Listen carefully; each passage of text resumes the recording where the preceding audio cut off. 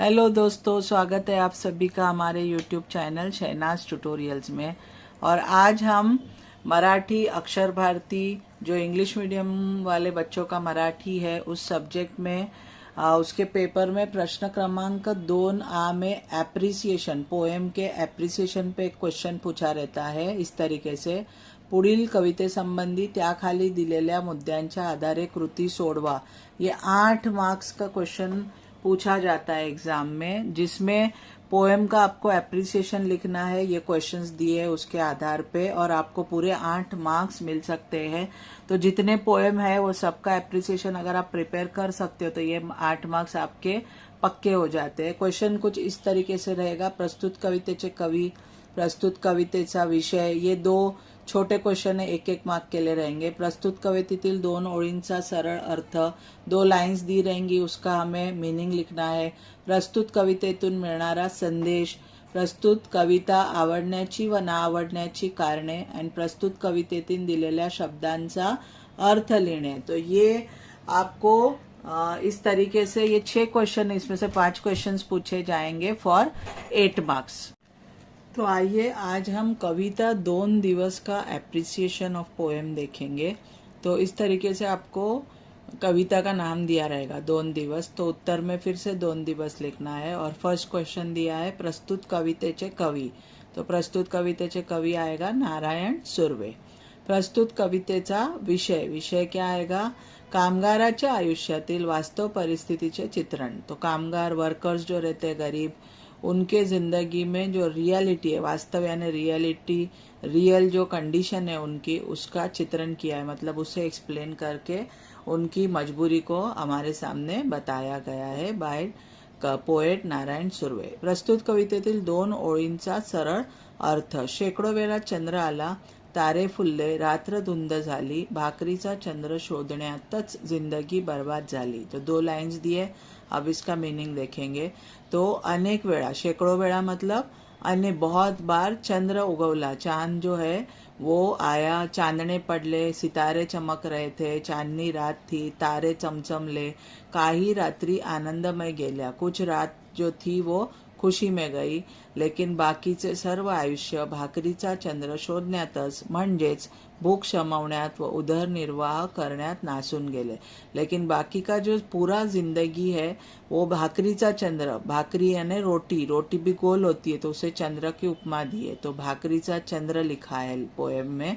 तो भाकरीचा चंद्र मतलब रोटी को ढूंढने में, यानी भूख को पूरा करने में और पेट पालने में बाकी की लाइफ जो है वो बर्बाद हो गई। नासून गेली मतलब बर्बाद हो गई। तो गरीबों की लाइफ पूरी भूख को ख़त्म करने में और रोटी को ढूंढने में, काम धंधा करने में ही पूरी उनकी ज़िंदगी जो है वो क्या हो जाती है, ख़त्म हो जाती है। ये 2 लाइन से उसे एक्सप्लेन करने की कोशिश की है पोएट।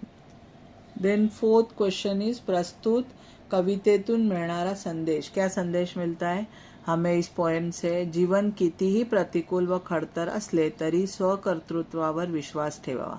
तो जिंदगी कितनी भी बुरी कंडीशंस की क्यों न हो, जिंदगी में प्रतिकूल यानी बुरे कंडीशंस क्यों न हो, खड़तर यानी कितनी भी डिफिकल्टीज क्यों ना आए, लेकिन आपको स्वकर्तृत्व यानी खुद के काम करने पे विश्वास रखना जरूरी है। प्रयत्नाने जीवनातील दाहकतेवर मात करता येते। अगर आप कोशिश करते हो तो कोशिश करोगे तो आप जिंदगी को जो दाहकता है यानी जो जिंदगी में प्रॉब्लम्स है उस पे आप मात कर सकते हो, हरा सकते हो उन प्रॉब्लम्स को। जीवन सकारात्मक जगण्याची ऊर्जा ही कविता देते। जिंदगी को पॉजिटिवली जीने की ताकत इस कविता से हमें मिलती है। तसेच मानवी निर्धार व आशावाद हे तत्व मनावर बिंबवले जातात। वैसे ही मानव जो निर्धार करता है, कोई पक्का इरादा करता है और उसका जो आशावाद होता है, ये भी हमें इस पोएम से पता चलता है। ये भी पोएट ने इस पोएम से बताने की कोशिश की है। फिफ्थ क्वेश्चन, कविता आवडण्याची व न आवडण्याची कारणे। तो थेट शब्द कळेतून कामगार विश्वाचे दाहक चित्रण केल्यामुळे कविता मनाला भिडते। सीधा वर्ड्स को यूज करते हुए कामगार लोगों की जिंदगी में जो प्रॉब्लम्स है उसका दाहक चित्रण किया है पोएट ने। तो ये जो कविता है वो सीधे दिल को छू जाती है। कामगार जीवनाच्या खरतरपणाचा प्रत्यय अनुभवता येतो। कामगार लोगों के जिंदगी में कितनी प्रॉब्लम्स होती है ये हम एक्सपीरियंस करते हैं ये पोएम पढ़ते वक्त। कामगार जीवनाविषयी सहृदयता जागृत होते, हमारे दिल में उनके लिए जगह बन जाती है। जीवन समजून घेण्याची ओढ निर्माण होते, जिंदगी को समझने की एक इच्छा हमारे अंदर निर्माण होती है। अशी प्रगल्भ जाणीव मनात निर्माण करणारी ही कविता मला आवडली। तो ऐसी प्रगल्भ यानी मैच्योर अवेयरनेस क्रिएट करने वाली ये जो पोएम है ये मुझे पसंद आई। ऐसे करके आपको ये 5th वाले का आंसर लिखना है। देन 6th में आपको समानार्थी शब्द लिखना है। जिंदगी यानी आयुष्य, हमारा जीवन। गहाण, गहाण मतलब तारण, गिरवी जो हम लोग रखते हैं ना, किसी चीज को गिरवी रखना, उसको मराठी में गहाण या तारण बोलते हैं। थर्ड वर्ड है दारिद्र्य। दारिद्र्य यानी गरीबी या इसे दैन्य भी कहते हैं, पॉवर्टी।